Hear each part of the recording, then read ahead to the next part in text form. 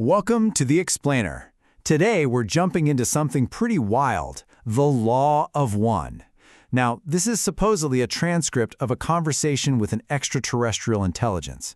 But look, we're not here to debate where it came from.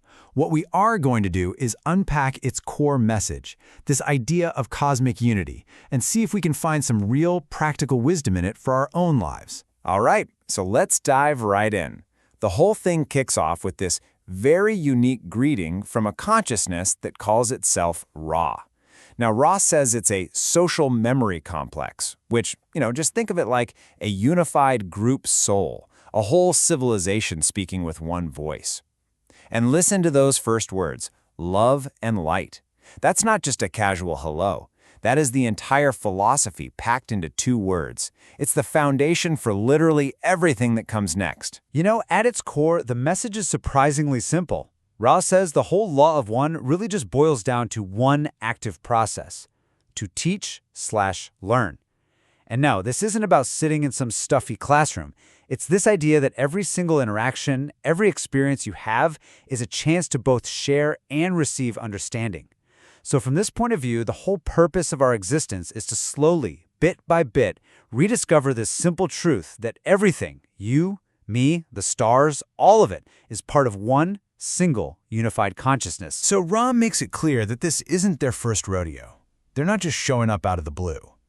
They lay out this long history of contact, starting way back, 11,000 years ago, with folks in Egypt and South America who seemed like they might be ready to listen. Then they tried again during Egypt's 18th dynasty, and then finally, this contact in 1981 that gave us these sessions. You really get the sense that this is a story about a persistent and honestly often frustrating attempt to get a single message through to humanity. And right here is where a story as old as time plays out, right?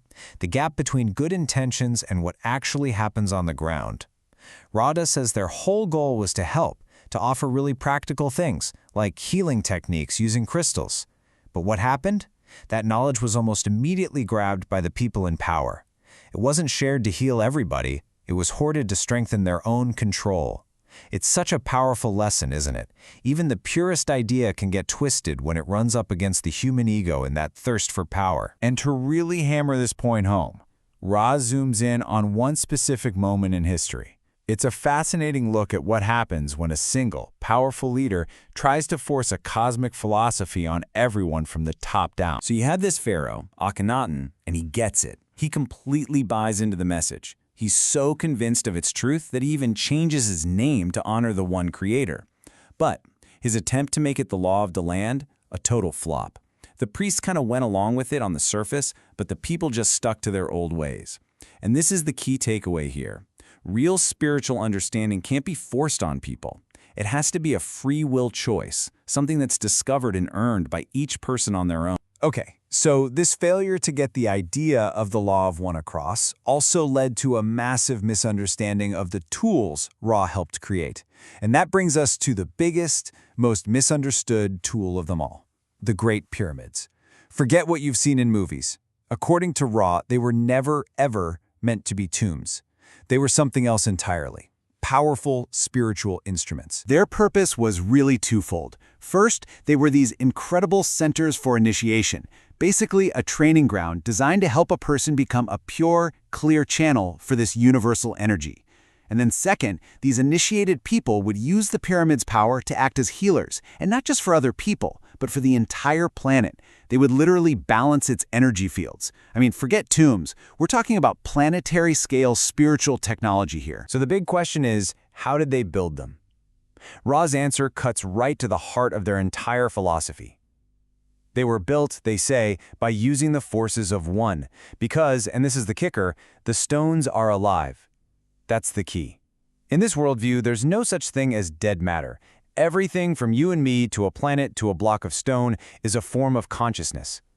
The pyramids weren't built with brute force. They were built by understanding and literally cooperating with the consciousness of the stone itself. Okay, so we've talked about ancient history, pyramids, a whole cosmic philosophy.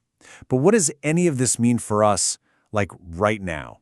How do we take these giant cosmic ideas and actually use them to live a better life? This is where Ra gets surprisingly down-to-earth and practical. So when they were asked how someone could best prepare for this kind of spiritual seeking, Ra gives this very specific list of items. Now, at first glance, it looks like some kind of magic ritual, right? But look a little closer at the symbolism here. You've got water for purity, a book for wisdom, incense to make the space sacred, a candle for light. Each of these things represents an intention. It's not really about the objects themselves. It's a powerful metaphor for how we can prepare our own inner space for this kind of work. And that's really the whole point. It's not about having the right stuff. It's about the conscious act of creating a purified space, a place where you can focus your will and your intention. You know, whether you use these exact items or just take 5 minutes to quiet your mind before you meditate, the principle is exactly the same. If you want to connect with a deeper truth, you first have to consciously align your inner and outer worlds. You're basically signaling to yourself, okay, I am ready to seek. And this all leads us to the final, really powerful idea from this session, and it's posed as a question. If one is illuminated, are not all illuminated? Just think about that for a second. That single question wraps up the entire law of one. It suggests that your personal journey, your seeking, your work to become a better person, it isn't just for you. Because if we really are all fundamentally connected, the light that you cultivate in yourself literally helps to illuminate the whole. It's a pretty profound thought to end on, isn't it? That your personal growth is actually a form of service to everyone and everything.